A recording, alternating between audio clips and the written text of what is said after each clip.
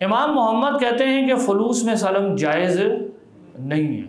उनकी दलील ये है कि जिसको तुमने ये फ़र्ज़ किया है कि ये लोगों का प्राइवेट राइट है कि वो करेंसी स्टेटस क्या कर सकते हैं, नलीफाई करके एक चीज़ को मबी डिक्लेयर कर लें और एक चीज़ को दैन, वो कहते हैं ये इसकी कोई इजाज़त नहीं है। ये इतना बड़ा सोशल कन्वेंशन बन चुका है कि ये हम सिर्फ अपने आप को फ़र्जी एक ट्रांजैक्शन सोच रहे हैं, ऐसा होता नहीं है। यानी फलूस इतने ज़्यादा वाइड स्प्रेड अब यूज़ हो रहे हैं कि अगर हम इसको दरवाज़ा खोल देंगे तो इससे तो रिबा का दरवाज़ा खुल जाएगा इससे, क्योंकि अगर आप करेंसी सलम जायज़ करेंगे ना, फिर कोई कहेगा कि एक चीज़ करेंसी है दूसरी चीज़ नॉन करेंसी है और मैं 1 रुपये को 2 रुपये से ट्रांजैक्शन करूँगा, फिर तो ये भी जायज़ हो जाएगा। और हमारे यहाँ ये फतवा मौजूद है। जब लोगों ने फलूस के ऊपर सलम के ट्रांजैक्शंस को मिलाना शुरू किया तो ये भी फतवा दिया गया कि ये करेंसी आइटम्स के ऊपर अगर 1 नोट के बदले 2 नोट दिए जाए ये भी जायज़ है। अब ज़ाहिर है ये प्रॉब्लमेटिक नताइज हैं जो उससे पैदा होते हैं। इमाम मोहम्मद का कहना ये है कि करेंसियों में प्राइवेटली उनको ये राइट नहीं रह गया कि वो एक को क्या कर लें कि ये करेंसी रहेगी दूसरी करेंसी नहीं रहेगी, इसलिए इनके अंदर सलम जायज़ नहीं है, स्पॉट पे करना होगा। और बिलखुसूस जो मॉडर्न करेंसीज हैं उसके बारे में तो ये बिल्कुल वाज़ेह है कि मैं अपने इख्तियार से इनका करेंसी स्टेटस होना ख़त्म, मैं क्या हम सब मिलकर भी नहीं कर सकते, क्योंकि ये लीगल टेंडर है। ये रियासत ने बाय लॉ तय किया है कि पाकिस्तान में करेंसी एक चीज़ होगी, रुपी जिसको कहते हैं, and it is a legal tender defined by the law. तो ये तो हमारा प्राइवेट कन्वेंशन अब रह ही नहीं गया कि हम आपस में एक चीज़ के बारे में, बच्चों का खिलौना थोड़ी है ये कि अभी थोड़ी देर पहले आपके हाथ में पकड़ा था, मेरे को मेरे हाथ में आ गया, मेरा हो गया। तो हमारा ये कन्वेंशन है, स्टेट डिफाइंड है। तो गिवन दिस स्टेटस, मैं लेते हैं सवाल, गिवन दिस स्टेटस इमाम मोहम्मद की बात ज़्यादा दुरुस्त मालूम होती है कि करेंसी सलम जायज़ नहीं है। तो मॉडर्न टाइम्स में ये जो राय पैदा की गई है, असल में ये 2 मुख्तलिफ आरा के अंदर जो चीज़ें थी उनमें मिक्स कर लिया है। और मज़े की बात सिर्फ इतनी नहीं है, मज़े की बात इससे अगली है। जिन लोगों ने ये कहा कि अबू हनीफा वगैरह के कौल के मुताबिक चूँकि करेंसी सलम जायज़ है, उसकी बुनियाद क्या थी कि 2 में से किसी एक चीज़ को प्रोडक्ट डिक्लेयर करो और दूसरी को समन। तो इसलिए मॉडर्न टाइम्स में भी डॉलर और रुपये के दरमियान करेंसी सलम। उनसे सवाल ये पूछना चाहिए हजरत कि जब आप ये कहते हैं तो आपके उसूल के मुताबिक फिर 1 रुपये के बदले 2 रुपये की ट्रांजैक्शन भी जायज़ है। वो कहेंगे नहीं नहीं ये जायज़ नहीं है। इसका मतलब ये हुआ कि करेंसी सलम का हुक्म ड्राइव करते हुए आपने जो उसूल अपनाया करेंसी के बारे में वो उस उसूल से फ़र्क है जब आपने कहा 1 रुपये के बदले 2 रुपये की ट्रांजैक्शन जायज़ है। जिन लोगों ने यह कहा कि करेंसी फलूस की तरह है और वो इमाम अबू हनीफा के कौल की तरफ गए और फिर उन्होंने ये भी कहा कि 1 रुपये के बदले 2 रुपये की ट्रांजैक्शन जायज़ है, कम से कम उनकी बात इंटरनली हम आहंग है, उसमें तजाद नहीं है। जो बात उन्होंने एक दफ़ा कही उसको वो, अच्छा ये रहे हमारे यहाँ कि ये 1 रुपये के बदले 2 रुपये की ट्रांजैक्शन जायज़ है, ये उस वक़्त कही गई थी जब करेंसियाँ नई आ रही थी। तो उस ज़माने में अगर मैं जाके देखूँ तो वो काबिल फ़हम है, जस्ट रद्दी की रसीदों की तरह टाइप की चीज़ें थी। वो कहते हैं ये तो ट्रिवियल चीज़ें हैं, इससे क्या फ़र्क पड़ता है कि तुम एक नोट को कहो कि ये करेंसी है और दूसरे नोट को क्या कहो कि कागज़ है और तो जैसे मर्जी इनकी जबान ट्रांजैक्शन कर लो।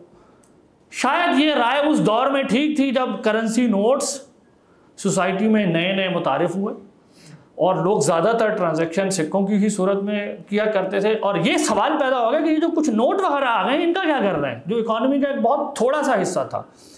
तो बाद लोगों ने हमारे कहा कि ये फलूस की तरह है और फलूस में चूँकि सलम जायज़ है इमाम हनीफा के कौल के मुताबिक, तो इनमें भी 1 रुपये 2 रुपये की ट्रांजैक्शन जायज़ है। बाज़ अहबाब उस राय को आज भी फॉलो करते हैं जो बड़ा अजीब लगता है, क्योंकि अब तो ये बिल्कुल वाज़ेह हो गया कि ये करेंसियाँ वाइड स्प्रेड हैं और ये कोई प्राइवेट किसी का राइट भी नहीं रह गया कि वो इसको नलीफाई कर दे। तो अब ये राय मुनासिब मालूम नहीं होती, यानी वो वजह जिसकी वजह से ये राय पैदा हुई होगी वो वजह ख़त्म हो गई। अब करेंसियों के बारे में एक ओपिनियन, जैसे मैंने कहा, वो फलूस का है। दूसरा ओपिनियन वो है जिसको ये भी 20वीं सदी के आखिर में सामने आता है, वो ये था कि ये डेट रिसीड है। ये क्या है? कर्ज की रसीद है। करेंसियों का निज़ाम यूरोप में असल में पैदा सुनारों का एक बिजनेस हुआ करता था, उससे जन्म लिया था। अब वो, to cut a very long story short, वो लोगों को कहते थे कि आप अपना सोने के जो सिक्के वगैरह हैं, जो भी इस तरह की चीज़ें वो हमारे पास रखवाएं, क्योंकि इसमें सिक्योरिटी रिस्क है इसको कैरी करने में। तो जैसे ये हुंडी का कारोबार नहीं होता कि आप यहाँ दे देते हैं, कहीं और जाकर रसीद निकलवा के फिर चीज़ निकलवा लेते हैं। तो उन्होंने लोगों को ये फैसिलिटी देना शुरू की कि आप हमारे पास ये रखवाएं, हम अमीन बन जाएंगे, डिपॉजिट के तौर पे इसको अपने पास रखेंगे और फिर रसीदें आपको दे देंगे। और वो जब रसीदें वाइड स्प्रेड चलना शुरू हो गई तो लोगों ने वो रसीदें इस्तेमाल करना शुरू कर दी ट्रांजैक्शन के लिए, कि भाई मेरा, वो हर रसीद पे लिखा होता था कि इस शख्स का इतना सोना मेरे ऊपर उधार है, और वो मोहर लगा देते थे। फिर ऐसा आहिस्ता उन्होंने वो स्टैंडर्डाइज, जैसे अब चेक बुक नहीं स्टैंडर्डाइज हो गई, आप आखिर में उसके ऊपर एक अमाउंट लिख देते हैं, और अमाउंट लिखते हुए आप ये ध्यान रखते हैं कि मेरा कितना माल बैंक में पड़ा हुआ है, ताकि चेक बाउंस ना हो जाए, मेरी क्रेडिबिलिटी ख़त्म हो जाएगी सोसाइटी में वगैरह वगैरह। तो ये प्रैक्टिस होना आम शुरू हो गई। उन्होंने इस तरह के नोट्स जारी करना शुरू कर दिए कि इन पे आप लिख दिया करें आपका इतना सोना मेरे पास पड़ा है, मैं दे दूंगा। और क्योंकि लोगों को पता था कि ये जेन्युइन ट्रांजैक्शन हो रही है, उसके पास सोना मौजूद है, तो मैं एक रसीद आपको, आपने वो रसीद आगे, इस तरह करके चलाना शुरू कर देते थे। अब सवाल, अगर मैं ये कहूँ कि इन रसीदों को गौर से देखूँ तो इसकी हैसियत क्या है? फिर आपके हाथ में जो रसीद पकड़ी हुई है, जो बैंक वाले ने या सुनार ने आपको पकड़ा दी थी, वो किस चीज़ को जाहिर करती थी? वो इस चीज़ की रसीद थी कि जाहिद साहब ने बैंक को, यानी सुनार को, जिसको बैंक कह रहे थे, इतने रकम, इतना ग्राम सोना दिया हुआ है और जो वाजिबुल अदा है इनकी तरफ, ऑन डिमांड, यही था। तो ये तो फिर कर्ज की रसीद हो गई ना एक किस्म की, किसी चीज़ की वाजिबुल अदायगी की रसीद है और बस। तो बाज़ उलमा ने कहा कि ये जो करेंसियाँ हैं, असल में इनके पीछे क्या चीज़ है? सोना और चांदी की मिकदार जो बैंकों के पास पड़ी होती है, सेंट्रल बैंक गारंटी करता है कि मैं कन्वर्ट कर दूंगा। किसी ज़माने में ये कन्वर्ट होते थे। तो इसका मतलब है ये करेंसियाँ फुलूस की तरह नहीं है, बल्कि क्या है? ये कर्ज की रसीदें हैं। और कर्ज की रसीद के बारे में उसूल ये है, नंबर 1 कि वो एट पार वैल्यू ही आप ट्रांसफ़र कर सकते हैं, उसमें इजाफा कमी नहीं कर सकते। तो इसका मतलब ये हुआ कि अगर ये डेट रसीद है तो पहला नतीजा क्या निकला कि इसमें भी सूद का इजाफा कमी बेशी करना जायज़ नहीं होगा। दूसरा उसूल उसमें ये है, हाँ वो दिलचस्प है, और वो ये है कि इसमें इंडेक्सेशन ऑफ लोन जायज़ हो जाती है। उसकी वजह यह है कि जब आप किसी को उस करेंसी के अंदर, जो कि डेट रसीद है, उधार दे रहे हैं, तो आप उसको 100 रुपये नहीं दे रहे, एक्चुअली क्या दे रहे हैं? 100 रुपये के मसावी वो सोना जो उसके अंडर लाएंगे वो दे रहे हैं। ये तो डेट रसीद है सिर्फ उस सोने की। तो आप वापस मांगते हुए क्या तकाजा कर सकते हैं? सोना दो, 100 नहीं दो, क्या दो? वो असल एसेट जिसकी ये रसीद है वो दो मुझे वापस। तो इंडेक्सेशन ऑफ लोन, अब इस व्यू के मुताबिक इंडेक्सेशन ऑफ लोन जायज हो जाता है। ये तो है हिप हिप। अब थू थू क्या है इस व्यू में? अगर ये कर्ज की रसीद है तो आप रुपए को डॉलर से एक्सचेंज नहीं कर सकते। क्यों? ये दो अलग डेट रिसीट्स हैं और बैउल काली बिल काली जायज़ नहीं है। बैउल काली बिल काली का मतलब है कि कर्ज की चीज़ को दैन के साथ ट्रांजैक्ट करना, कर्ज की रसीद को कर्ज की रसीद के साथ ट्रांजैक्ट करना ये जायज़ नहीं है। You can not swap one type of date with another type of date. उसकी प्राइसिंग नहीं कर सकते, उनका आपस में कोई रेट नहीं हो सकता फिर, क्योंकि डेट का उसूल यह है कि आप एट पार वैल्यू बस किसी को दे सकते हैं, डिफरेंशियल रेट नहीं हो सकता उसमें। तो अब अगर करेंसियां डेट रिसीट हैं तो एक मज़े का नतीजा जो हम लोग निकालना चाहते हैं वो निकल आता है, और वो है इंडेक्सेशन ऑफ लोन जायज़ है। लेकिन फिर हम आहंगी का तकाजा ये मानना भी है कि मैं कहूँ कि रुपए की डॉलर के साथ फ्यूचर तो क्या स्पॉट ट्रांजैक्शन भी जायज़ नहीं। फिर ये मिलाएं। देखिए इल्म हम आहंगी का तकाजा करता है। अब अगर मैं कहूँ कि मैं इंडेक्सेशन ऑफ लोन तो इस तरह निकालूंगा कि ये डेट रिसीट है, और कर्ज पर इजाफा इसलिए मना करूंगा क्योंकि ये फलूस की तरह है, और डॉलर और रुपए की इजाज़त ट्रांजैक्शन की इसलिए है क्योंकि ये फलूस की तरह है। तो ये मजाक कर रहे हैं आप, you are not being fair. इल्म की कम से कम शर्त यह है कि वो हम आहंगी का तकाजा करता है। तो आप एक उसूल अपनाएं करेंसी, और जब भी लोग इस तरह का सवाल करते हैं कि भाई इसकी क्या हैसियत है, तो मैं कहता हूँ आप पहले ये बताएं आप इनके बारे में मफरूज़ा क्या कायम कर रहे हैं, करेंसी को क्या समझ रहे हैं। ये फलूस है, ये डेट रसीद है, जो बात कहेंगे उसके मुताबिक नतीजा निकल आएगा खुद ब खुद, मजीद कुछ कहने की ज़रूरत नहीं रहेगी। लेकिन ये पिक एंड चूज़ ना करें। और ये जो एक अजीब व गरीब आर्गूमेंट बना लिया गया कि इमाम अबू हनीफा भी बड़े नेक आदमी थे, इमाम शाफी भी नेक आदमी थे, तो जिसकी मर्जी बात मान लो, सब अल्लाह की बातें बता रहे हैं, ये कोई बातें नहीं है। इल्म की दुनिया में ऐसे नहीं होता कि इमाम शाफी बड़े नेक थे तो मैं कहूँगा मैं उनकी बात भी मान लूँ। कभी इल्म की दुनिया में एक उसूल होता है, हम आहंगी का तकाजा है। मैं इमाम शाफी की बात मानूंगा तो फिर मुझे उनके सिस्टम में रहना पड़ेगा। ये नहीं होगा कभी इमाम शाफी की बात से ले लूँ। मैं अगर टाइम हो तो हम दिखा सकते हैं कि शाफी सिस्टम में कुछ ऐसे नतीजे निकलते हैं जो हनफी सिस्टम नहीं अकोमोडेट कर सकता। अब बताए वो बड़े मज़े के होते, तो मैं कहूँ अच्छा यहाँ मैं ना इमाम शाफी की बात मान लेता हूँ, तो गोया वो बात मानते हुए मैं ये कह रहा हूँ कि बाकी 10 जगहों पर जो मैंने उसूल अपनाया ना वो गलत है। तो कॉन्ट्रडिक्शन सिस्टम के अंदर अलाउड नहीं होगी। तीसरा व्यू करेंसियों के बारे में वो है कि ये अज खुद कमोडिटीज़ हैं, just like gold and silver. ये अब उनके मुतबादिल हैं, उनको फलूस भी ना कहो। अगर के फलूस व्यू और इस व्यू में ज़्यादा फ़र्क नहीं है, ये मोर और लेस एक जैसे नतीजे पैदा करते हैं। तो बाज़ उलमा ने कहा कि बस अब ये इतने इस्तेमाल में आ गए हैं कि इनको सोने और चांदी की तरह एक कमोडिटी समझना शुरू कर देंगे हम, और वो तमाम अहकाम जो सोना और चांदी बतौर करेंसी में लगते थे वो अब लगेंगे इन कमोडिटीज़ के ऊपर। ये जो करेंसियाँ हैं ये कमोडिटी की तरह है, just like any other commodity, और इनको रिप्लेसमेंट समझा जाएगा समन खिल्की की।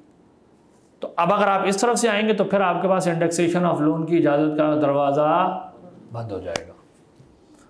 ये जो दलीलें बनाई जाती हैं कि टाइम की वजह से मनी ख़त्म हो जाती है, वैल्यूज़, इसलिए मुझे इजाज़त दे दो, ये एडहॉकिज़म है। ये एडहॉकिज़म है। इसका मतलब आप किसी सिस्टम के तहत चल नहीं रहे, सिस्टम को देख नहीं रहे कि मैं रिबा का उसूल बनाऊंगा कैसे, बै और रिबा को आपस में कैसे कंट्रास्ट करूंगा। तो आपको जो मैंने डायग्राम दिखाई उसमें देखिए बिल्कुल वाज़ेह हो जाता है कि रेगुलर सेल क्यों जायज़ है, क्योंकि उन पर रिबा का रूल नहीं हो रहा। यानी उस आयत को आप यूँ पढ़ें, शारे कह रहे हैं अहल्लल्लाहुल बैअ व हर्रम रिबा, यानी अल्लाह ने तुम्हारे लिए हर वो बै हलाल कर दिया जिसमें रिबा नहीं है, एक्सेप्ट रिबा, हर बै जायज़ है। तो अब मुझे मालूम करना है कि रिबा क्या है और वो कहाँ कहाँ आएगा। जहाँ नहीं आएगा वो जायज़ हो जाएगा। तो इसीलिए क्रेडिट सेल जायज़ है, इसीलिए रेगुलर सेल जायज़ है, इसीलिए सलम जायज़ है, क्योंकि उनमें रिबा नहीं आ रहा। अब अगर बिल्कुल मुख्तसरन हम इस पर बात करें कि इमाम शाफी कैसे चलते हैं, ताकि हमारे सामने एक बात आ जाए पूरी, ये मैं आपको पूरी एक पिक्चर दिखा दूँ अलबत्ता, कि हनफी तरीके पे बात यूँ चल रही होगी कि रिबा, हम कहेंगे Riba is something which is prohibited by Quran, जिसको कुरान ने मना कर दिया। फिर हम कहेंगे रूल्स ऑफ प्रोहिबिशन एक्सप्लेन्ड इन हदीस, प्रोहिबिशन से मुतल्लिक क्या उसूल हैं ये सुन्नत में बयान हो गए।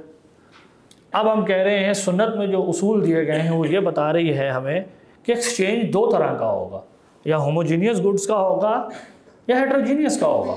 होमोजीनियस का होगा तो excess of measurement and excess of time delay, ये दोनों बना है। एक्सेस ऑफ मेजरमेंट रिबाउल फजल बनेगा, एक्सेस ऑफ टाइम डिले रिबाउल नसिया बन जाएगा। तो नतीजा ये हुआ कि इंटरेस्ट फ्री लोन भी उसूलन नाजायज़ बन जाता है, और interest with loan with interest वो रिबाउल नसिया और रिबाउल फजल दोनों बनता है, इसमें दोनों का असर आ जाता है। ये एक्सेप्शन के तौर पर हम जायज़ करते हैं क्योंकि दीगर अहादीस में हमें ये बात मालूम है कि जैसे हमने कल इस पर बात हो चुकी, लेकिन बज़ाहिर हदीस से ये बात निकलती है। या फिर ये कि वो हेट्रोजीनियस गुड्स का केस होगा जिसमें मेथड ऑफ मेजरमेंट या सेम होगा या डिफरेंट होगा। मेथड ऑफ मेजरमेंट सेम होगा तो एक्सेस ऑफ मेजरमेंट अलाउड है, जिसका मतलब है स्पॉट एक्सचेंज ऑफ करेंसीज जायज़ है। मेथड ऑफ मेजरमेंट सेम हो तो टाइम डिले अलाउड नहीं होता, जिसका साफ मतलब ये है कि फ्यूचर एक्सचेंज ऑफ करेंसीज जायज़ नहीं है। मेथड ऑफ मेजरमेंट अगर डिफरेंट हो गया तो अब हमें पता है कि रेगुलर सेल भी जायज़ है, क्रेडिट सेल विद और विदाउट मार्कअप ये सब जायज़ हो जाती हैं। तो ये खुलासा है। अब मुख्तसरन अगर हम इमाम शाफी के सिस्टम पर आ जाएं, तो उन्होंने जब उस हदीस पर गौर व फिक्र किया तो वो इस नतीजे पर पहुंचे कि जो शारे ने 6 चीज़ें जिक्र की हैं उसमें से 2 समन हैं, गोल्ड और सिल्वर, और 4 मतरूमात हैं, खाने पीने वाली टाइप की चीज़ें, उनका उससे कैटेगरी से ताल्लुक़ है। हनफियों ने क्या कहा था, जिन्स माल कदर। अब इमाम शाफी यूँ नहीं चल रहा है, वो कह रहे हैं जिन्स तो शर्त के तौर पर, ये इल्लत नहीं है। तो वो कहते हैं इल्लत जो है ना ममानियत की, वो या ये है कि कोई चीज़ समन हो यानी करेंसी हो जो कि गोल्ड और सिल्वर है, और या वो मतऊमात हो, तो उनके ऊपर रिबा लगेगा, बाकी केसेस पे रिबा नहीं लगेगा। तो वो 2 क्लासिफिकेशंस यूँ जब बना लेंगे तो पहली बात देखेंगे हम जिन्स, अब जो असल बात मैं जिसको एम्फेसाइज करना चाह रहा हूँ वो ये है कि जो होमोजीनियस गुड्स हैं उसमें इमाम शाफी का सिस्टम वैसे ही चलेगा जैसे शाफियों का हनफियों का चल रहा था। When we talk about interest on loan, interest on loan Imam Shafi के सिस्टम में भी उसी तरह हराम होगा जैसे हनफी सिस्टम है। क्यों? कर्ज क्या है? 1 ग्राम सोना अभी और 1 ग्राम सोना बाद में, यही कर्ज है, इसमें कोई इजाफा नहीं है। 1 ग्राम सोना अभी और 2 ग्राम 6 महीने बाद, इसमें टाइम डिले भी है और इजाफा भी है। इमाम शाफी भी क्या कहेंगे, ये रिबल फजल भी है और रिबल नसीहा भी है, वो भी यही कहेंगे। रिबल फजल की डेफिनेशन सबके नज़दीक यही है कि जब आप मेजरमेंट में फ़र्क डालते हैं ये रिबल फजल है, टाइम डिले करते हैं ये वो चीज़ जिसको स्पॉट पे होना है उसको स्पॉट पे नहीं देते तो रिबल नसीहा होता है। तो बैंक का सूद जैसे हनफी सिस्टम में रिबा है, शाफी सिस्टम में भी रिबा है, मालिकी सिस्टम में भी, सारे सिस्टम्स में उसी तरह रिबा है। इसलिए हम कहते हैं कि इसके ऊपर कंसेंसस है हमारे सारे फ़ुक़हा का। कोई ऐसा फ़कीह नहीं है जो आके ये कह दे कि आप किसी को, अब हम करेंसियों पे बात कर चुके हैं कि 100 रुपये दें और 110 रुपये टाइम डिले के साथ मांगें तो इसमें हो सकता है रिबा ना हो, कोई भी नहीं है ऐसा। वो कहेंगे हम जिन चीज़ों की ट्रांजैक्शन कर रहे हो तो हम जिस ट्रांजैक्शन में 2 चीज़ों की शर्त है। देखिए हनफी इसको कैसे रिबा कहेगा, वो कहेगा कि ये दोनों मौजूनी है, हम जिन्स हैं, और यानी वो कहेंगे कि इन पे रिबा इसलिए लागू हो रहा है क्योंकि ये मौजूनी है। इमाम शाफी कहेंगे कि इन पे रिबा इसलिए लागू हो रहा है क्योंकि ये करेंसी है, वजह फ़र्क है। इनको रबवी कहने, इस माल को रबवी कहने की वजह फ़र्क है। इमाम शाफी कहेंगे because they are currencies hence you can not differentiate in quantity. Hanafi कहेगा नहीं नहीं, करेंसी वजह नहीं है, वजह है कि ये मौजूनी है, इस वजह से ये उसूल लगेगा इसके ऊपर। लेकिन ये नतीजा दोनों में कॉमन है। फिर इमाम शाफी आगे जब अपने एनालिसिस को चलाएंगे तो वो कहेंगे कि अहनाफ पे आप देखें 2 डब्बे बना लेते हैं सेकंड लेवल पे जाके, वो चीज़ें जिनका मेथड ऑफ मेजरमेंट सेम है और जिनका मेथड ऑफ मेजरमेंट फ़र्क है। इमाम शाफी कहेंगे कि बिल्कुल इसी तरह से 2 अलग किस्म की क्लासिफिकेशन है। अगर आप करेंसी वर्सेस करेंसी की ट्रांजैक्शन करेंगे लेकिन जिन्स फ़र्क हो, जिन्स यानी सोने और चांदी की ट्रांजैक्शन करेंगे तो फिर स्पॉट ट्रांजैक्शन तो ज़रूरी है, क्वांटिटी एक्सेस जायज़ है। हनफी कहेगा कि ये जायज़ है इसलिए क्योंकि जिन्स बदल गई लेकिन मेथड ऑफ मेजरमेंट सेम है, इसलिए एक रिलैक्सेशन मिलेगी, दूसरी रिलैक्सेशन। इमाम शाफी कहेंगे कि एक रिलैक्सेशन इसलिए मिल रही है क्योंकि वजह ये नहीं है कि ये दोनों की जिन्स बदल गई है और मेथड ऑफ एस्टिमेशन क्या है, सेम है। वो कहेंगे उसकी वजह ये है कि करेंसी आइटम्स जिन्स फर्क। हनफी कहेगा नहीं नहीं, method of estimation same, jeans फर्क। इमाम शाफी कहेंगे नो, करेंसी आइटम जिन्स फर्क, इसलिए एक रिलैक्सेशन मिल रही है। फिर इमाम शाफी आगे बढ़ते हुए कहेंगे कि अगर आप करेंसी आइटम्स का ट्रांजैक्शन करेंगे मतऊमात के साथ, खाने पीने वाली चीज़ों के साथ, तो अब दोनों चीज़ें बदल गई, ग्रुप बदल गया।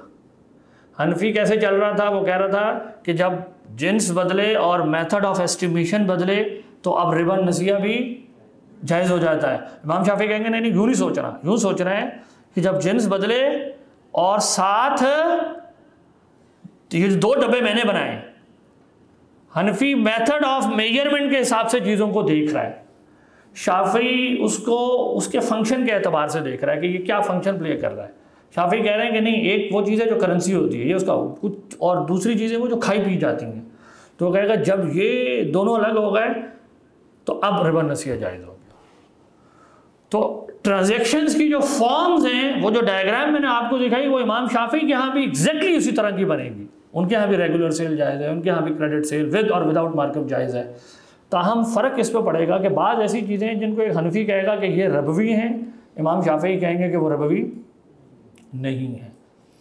कॉमन चीज़ क्या होगी? मिसाल के तौर पर अगर मैं गंदुम के बदले गंदुम की ट्रांजैक्शन विद डिफरेंट रेट करूं,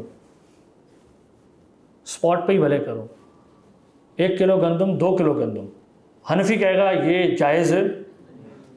क्यों? वो कहेगा ये मकीली है, वो कहेगा ये मकीली है या मौजूनी है, कुछ भी कहेगा। इमाम शाफी कहेंगे ये जायज़ नहीं है, लेकिन इसलिए नहीं कि ये मकीली या मौजूनी है, बल्कि इस वजह से कि ये मतूमात में से खाई पी जाती हैं। तो हम एक ऐसे केसेस जनरेट कर सकते हैं कि जो नॉन एडिबल्स हों लेकिन मौजूनी हो, तो हनफी उनको क्या कहेगा कि इनमें आप कमी बेशी नहीं कर सकते, स्पॉट पर भी। इमाम शाफी कहेंगे कर लो, कोई मसला नहीं है, क्योंकि ये एडिबल्स ही नहीं है। मिसाल के तौर पे धात हो कोई और वो ना वॉल्यूमेबल हो, मिसाल के तौर पे वॉल्यूमेबल धात हो कोई, तो इमाम शाफी कहेंगे कि अगर आप 1 किलो लोहे को 2 किलो लोहे से ट्रांजैक्शन करेंगे तो मेरे सिस्टम में कोई मसला नहीं है, जायज़ है ये। क्योंकि रिबा का उसूल लागू होता है तब कि जब मतूमात हो, लोहा मतूमात में नहीं आता मेरे नज़दीक। अगर ये साबित हो जाए हनफी के नज़दीक लोहा जो है वो मौजूनी है या मकीली है, वो कहेगा इस पर रिबा लागू हो जाएगा। इमाम शाफी कहेंगे कि 1 अंडे के बदले तुम 2 अंडे नहीं ले सकते। क्यों? वो कहेंगे ये मतूमात है। हनफी कहेगा ले लो, कोई खैर है, वो कहेगा क्योंकि ये मादूदात है, मादूदात पे तो रिबा लगता नहीं है। तो ऐसे आप केसेस जनरेट कर सकते हैं जहां दोनों कहें कि रिबा है और जहां एक कह रिबा है दूसरा कह नहीं है, या दोनों ही कह दे नहीं है, और वो चीज़ होगी जो मतूमात में से ना हो और मादूदात हो। मसलन पेन, 1 पेन के बदले 2 पेन, इमाम शाफी भी कहेंगे जायज़ है।